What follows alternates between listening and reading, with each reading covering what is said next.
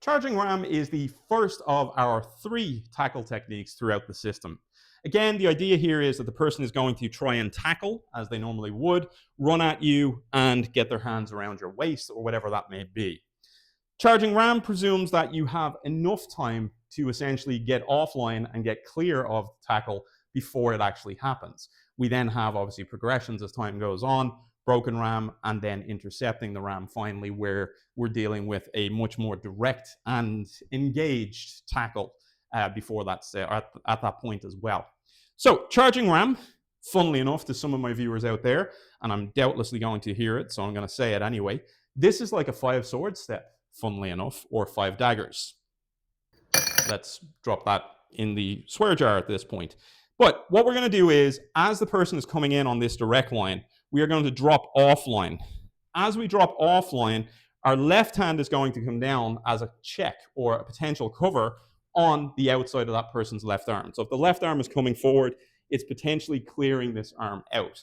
Once we do that, the right hand is going to continue over in a line very similar to the end of that technique, where we have a chop on the back of the neck, okay? So again, the person is down lower, we're stepping off, and we're hitting in and down on the back of the neck to, again, prevent any further forward momentum and start sending them down, stop them essentially in their tracks at this point. Once we have that, then we have a right kick to the stomach, and then we have a left kick to the head. Now, this can be done as a chicken kick as well, and I used to do it as a chicken kick before I got old and, crunchy. So essentially, I keep it as 2 individual kicks, but it could very definitely and should probably be a chicken kick at this point. So once we drop off, we have our step off with our low cover, our chop to the back of the neck, we have our kick to the stomach, and we have our kick to the head. Once we do that, we leave on a normal line. Now, one little variation on one of the kicks that I do, and it's just down to me being me, it's nothing to do with Kenpo or anything else like that, but essentially when we drop off from here, as we drop off and we take ourselves off the line, the kick goes directly up. I'm more a fan of leaving people with something to remember you by, as I like to say it. So it's not that the kick doesn't travel up on that line. If I kick up, the potential is the person comes up fully. I like to essentially kick on a slight angle up and in to the person.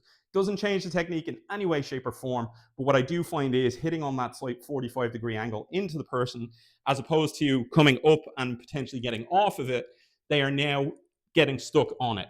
Okay, so it would be the idea of, instead of hitting a back knuckle as we see in some cases, it's hitting them with that back knuckle in and down, as you would typically see in the likes of the Paul Mills organization and so on. So again, just a little variation that I like to add in. It does not change the technique from a base standpoint. I just like to be a little bit more salty with that kick and send it up and through the person, as opposed to up directly where they can potentially get off it a little easier.